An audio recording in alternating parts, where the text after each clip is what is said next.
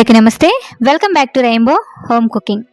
ఈరోజు చూపించబోయే రెసిపీ పచ్చి జీడిపప్పుతో చికెన్ కర్రీని టేస్టీగా ఎలా ప్రిపేర్ చేసుకోవాలో ఈరోజు మీ అందరికీ ఈజీగా చేసి చూపించబోతున్నాను.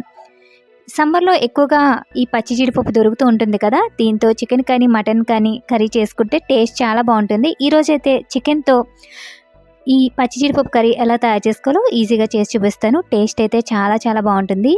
ఈ రెసిపీ కోసం ముందుగా ఒక మసాలాని ప్రిపేర్ చేసుకోవాలి. దీనికోసం 1 టీ స్పూన్ జీలకర్ర, 2 టీ స్పూన్ల ధనియాలు, ఇక్కడ నేను 1 కేజీ చికెన్కి చెప్తున్నాను, 2 టీ స్పూన్ల గసగసాలు, 4 లవంగాలు, ఇంకా 2 యాలకులు, ఇంకా దాల్చిన చెక్క ముక్క 1 వేసుకోవాలి. వీటన్నిటిని మెత్తగా గ్రైండ్ చేసేసుకోవాలి.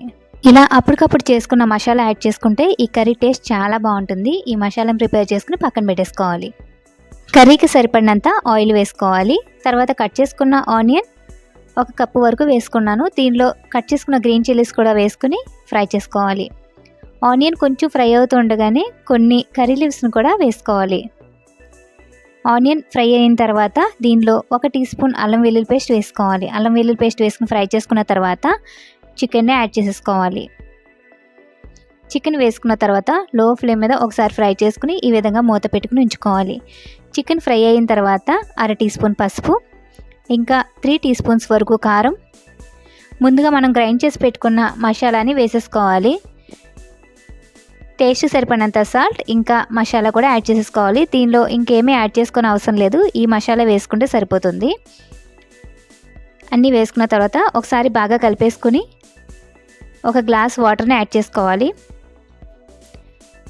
కర్రీని మూత పెట్టుకుని 50% ఉడికించుకోవాలి. 50% ఉడికిన తర్వాత శుభ్రం చేసి పెట్టుకున్న పచ్చి జీడిపప్పుని వేసుకోవాలి. ఈ పచ్చి జీడిపప్పుని ముందుగా యాడ్ చేసుకుంటే మరీ మెత్తగా అయిపోతాయి. ఇలా కర్రీ సగం ఉడికిన తర్వాత వేసుకోవాలి. కర్రీని మీడియం టు లో ఫ్లేమ్లో దగ్గర పడేంత వరకు ఉడికించుకోవాలి. కర్రీ ఇలా దగ్గర పడిన తర్వాత స్టవ్ ఆఫ్ చేసేసుకోవాలి. రెసిపీ అయితే రెడీ అయిపోయింది. చూసారు కదా, పచ్చి జీడిపప్పుతో చికెన్ కర్రీని టేస్టీగా ఎలా తయారు చేసుకోవాలో. ఇది రైస్లోకి, చపాతీలోకి, ఇంకా బిర్యానీలోకి కూడా చాలా బాగుంటుంది. ఈ సమ్మర్ సీజన్లో ఈ పచ్చి జీడిపప్పు దొరుకుతుంది కాబట్టి మీరు కూడా ఒకసారి ఇలా చికెన్ కర్రీని ట్రై చేయండి. టేస్ట్ చాలా చాలా బాగుంటుంది. Thanks for watching.